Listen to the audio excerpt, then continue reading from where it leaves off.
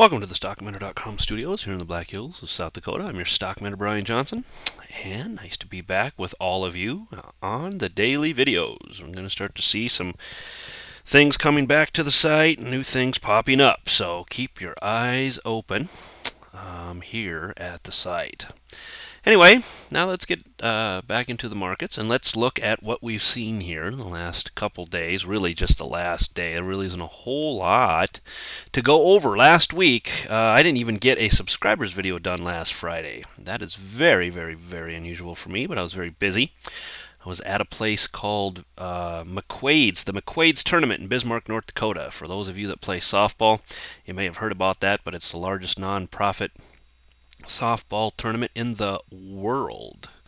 They had a bunch of rainouts, of course, because fields were flooded due to all the water Bismarck has had lately. However, on a normal year, they will have over 400 teams that will be in the tournament itself, and broken up into a whole bunch of different divisions, both men's and women's. Get to see, actually, I got to watch Team USA play. That was fun.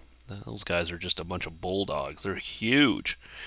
Especially Baumgartner. He's a big boy. Anyway, had a very good time up there watching those guys play and getting to play in it myself. And looking forward to maybe doing that again next year. Onto the market, so you can see.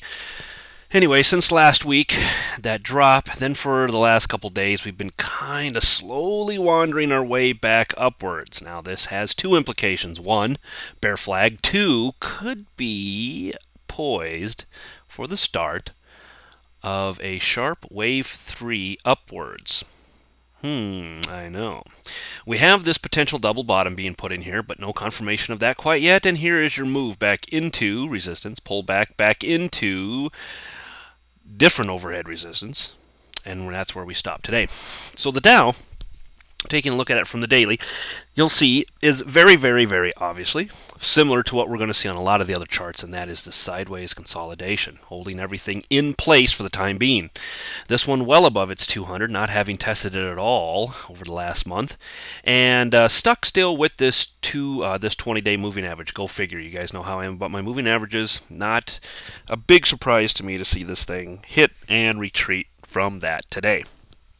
Overall, though, looks like kind of a sideways consolidation to a triangle potentially forming here on the Dow. Keep that in mind going forward in the next couple days, and especially watch the 20-day, and more importantly, these overhead areas here for the bulls. Any points up and above here, not a bad place to look for bullish positions.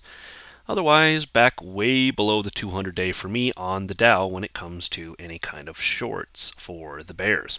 NDX 60-minute here doing the same type of thing, wandering its way back up into where overhead resistance, where it has held again. Looking much like a what? Yeah, kind of that bear flag thing again. Could even be maybe a rising wedge, to be quite honest, which is obviously not good for the bears or bulls. Here's the bigger line to break. Watch right up here. Look at that. 200 period moving average rolling in through here with some previous overhead resistance. That'll be the bigger area for the bulls to take over in the tech side. However, look at the consolidation. Can we say choppy? I know you can. Look how we got stuck with the 20-day moving average again here. 1, 2, 3, 4, 5 days. Nowhere.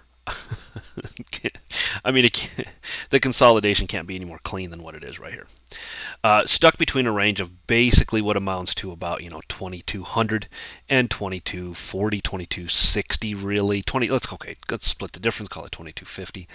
These are still your areas to be watching too for your long and your short ideas. Notice how this one has played around a lot with the 200. The 200 moving average on the NDX is all but useless right now. It's just getting constantly beat through here. So it's up, then it's down, then it's up, then it's down. Point is, look at the consolidation. This could be one of many things. As I said, that wave 3 up is definitely an opportunity or a potential for this thing to resolve itself. The other way, though, I'm telling you, there is a bear case left sitting here on the table that still can be built too. So don't think that just because we've come down this far, we have to bounce. There is no such thing as too far down. So don't get caught in that. Look for this consolidation. Wait for those breaks one way or the other. Same thing on the weeklies. You can see us holding here at this lower support, trying to push itself back up. These are weeklies. Don't worry about it necessarily on a Monday. We will look more to this come Thursday, Friday time frame. SPX did not get above this particular overhead resistance at 1285. So looked like we might see a break, and then the market said no. The bears are doing a very nice job of containing some price down in here, guys. Look at how we're holding these lower areas. Look at how we are holding these upper areas as well. 1300, 1305, still good areas to watch to the upside. As we flip to the daily, you can see this consolidation happening in here as well. Maybe obviously a little bit deeper than what we've seen on the Dow, with not one but two touches of the 200-day moving average over the last week, week and a half, and holding where below the 20-day. So stuck here on the SPX, where buried between the 200 and the 20. Watching for those areas for your break. Looks like it wants to maybe triangle through here. Keep that in mind too. Breaks are still the same on the indice itself, though. Look for that one way or the other. Coming into the VIX Daily, look what we've done. We have held for the last couple days this 20-ish area. 1920 has become more of the standard now over the past week, and you know how I am about 1920 area on the VIX. It tends to lend itself a little bit more to the bearish side. I am very curious to see if it'll resolve that way. So if you want a small caveat here for the bears or for the bulls, it's this bear move right here. It's the fact that the VIX is staying high. Nobody's sold yet on the fact that this thing's going to bounce. Not yet. This does give us room to scream downwards in the VIX, as we have done how many times before? A ton. So we do have lots of room to the downside to move. Getting back into the 16, 17, even 18 area doesn't make me quite so scarishly bearish on the markets, but the fact that we're holding this 20, 19, 20-ish area, wow, the markets just aren't there yet. Premiums are going up for those puts. Keep that in mind. I mean, technically they're going up for all of it, but I really think it's that put side that's starting to get everybody a little bit on the queasy side. So watch that closely coming into this week. Now, this is a weekly chart. We're Monday. We got a lot of time. By the end of the week, this thing could be at 15. So we'll just take it for what it is after one whole whopping day's worth of trading for the week, and we'll see where we get Thursday, Friday time frame. FAS 60-minute, the financials. I've talked about this. If the markets are going to go, the financials need to go with them. Look at the consolidation. You done any work within FAS on a buy and hold type of situation going back to the beginning of June, you're nowhere coming into the end of June. Okay, so with month end coming up, and be very curious to see if the bulls can hold this, see if they can't push that up a little bit. This is so sloppy down in here. Once again, all consolidation. Everything confirming what we're seeing in the markets, and it should.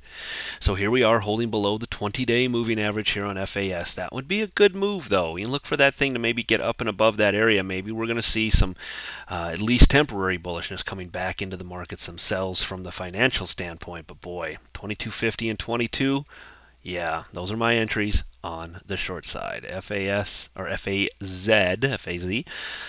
Looking at the same type of thing, I usually like this chart a little better, at least recently, because it's been a lot more clean than what I've seen on the FAS. And it's still this choppy sideways consolidation makes it sloppy. It isn't quite as clean as what it was before. However, we are back in this channel and things seem to be holding okay, to be honest. I'm not real sold on anything outside of just that sideways consolidation, which we saw on all of the markets. This one is holding its 200-day moving average, but barely holding its 200-day. Notice that the 200 and the 20 are almost at the same spot. I like breaks back down and below, somewhere around that 48, 50, 48 mark. Those wouldn't be bad entries. A little bit more on the speculative side, mind you. But not bad entries on a short in the FAZ standpoint. Coming back into at least, I would think, 46 for a retest here. That's looking pretty good down here in this area as well. All right, that wraps it up for today's video. Nice to be back with you all. Changes. I think I'm opening a trading room. For those of you that have time during the day and want to follow along, I'm opening a trading room. You can hop in, take trades along with us. There's a few different options there for you to get in. It's not really all that expensive. I think it's a very, very fair deal compared to what I've seen out there on the web. I'll be starting at about 15 to a half an hour before the market opens, going till just around noon Eastern time, and then probably back for the last hour of trading. We'll be looking at futures and options and stocks and you name it, anything with a chart, taking requests from the audience. Everybody in the room will be able to kind of participate with that. We'll look at all kinds of different charts and opportunities that might be arising. Of course, I'll be calling out everything that we do within the room itself, and along with that, lots of education. So in downtimes and stuff, maybe we'll just hammer away at something somebody asks, a question somebody asks. When there's dead times in the markets, we'll use it to teach you something. So if we don't, even if you don't make money trading, which I just can't see happening. But let's just hypothetically, if nobody, if we don't make any money on the trading side of things within the room itself, I'm going to be doing a lot of education as well to build in value added information to the room itself. So it won't be just listening to music, or I don't even know what those other rooms do, but you know what? If we're going to work, then let's work. It's kind of how I'm built. So if we're going to sit down and we're going to do work, then let's do work. We'll have a good time doing it. We're going to have fun, but you know what? We're here for a reason. We're here to make money, and that's going to be the whole point of it. So let me know. Send me an email if you are interested in that, and I will send you out all the details and the pricing, and then you can let me know if you're interested. And when I open it, I'll let you know. Which should be actually within the next week or two. I'd be doing that. So we'll talk to you there. If not, try the newsletter, $28 a month, and another really good source of information. And otherwise, I'll see you probably again on, maybe Wednesday. We'll do another one for you on Wednesday. See you then. Bye.